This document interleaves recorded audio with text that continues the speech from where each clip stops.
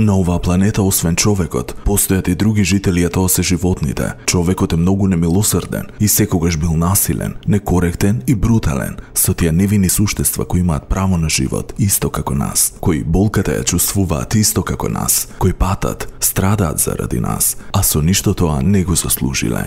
Се прават експерименти со нив, без причина се убиваат, ловат, се држат во примитивни зоолошки градини, се истиснуваат од нивните места на живење, заради нашата радозналост и слично.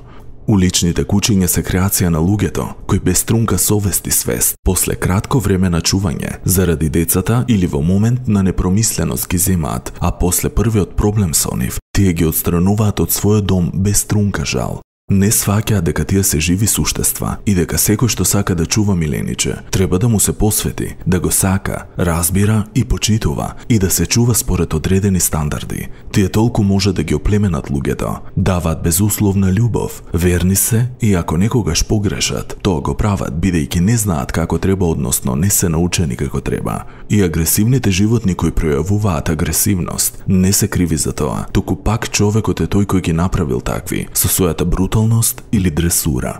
Ги сакам животните и во моето обкружување, јас и моето семејство, настојуваме да им го подобриме животот и да ги третираме достојно. Честопати размислувам и се прашувам која е причината што во оваа наша Македонија се уште немаме закон за заштита на животните, кој ќе профункционира и до некаде ќе ја подобри општата состојба. Во многу општини се трујат кучиња и мачиња без пардон, се чуваат животни без никакви стандарди и на многу суров и нехуман начин. Се тепат, постојано се врзани без храна и вода, ги напуштаат, односно ги оставаат на пусти места кога ќе најдат првите проблеми со нив. Кога ќе пораснат или кога желбата на нивните деца е задоволена, се изгладнуваат до смрт и слично. Верувајте, оваа состојба многу ме ужаснува, а верувам дека има голем број на луѓе кои истото го чувствуваат.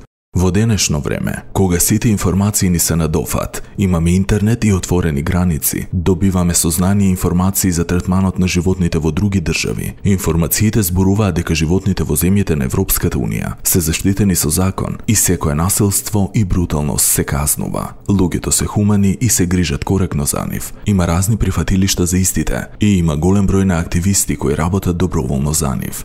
На оваа тема сакав многу порано да ви се обратам, но сега ви пишувам поради бруталното убиство на кучето Скитник со нож од страна на психопатот од Скопје. Познавајќи ја големата моќ на медиумите, морам да признам дека многу малку или воопшто не се обрнува внимание на заштита на правата и потребите на животните. Мислам дека потребна е едукација на целото наше население, особено на децата во однос на заштита на животните, законските прописи, како да се одгледуваат животните, како да се третираат и се друго што е поврзано со нив.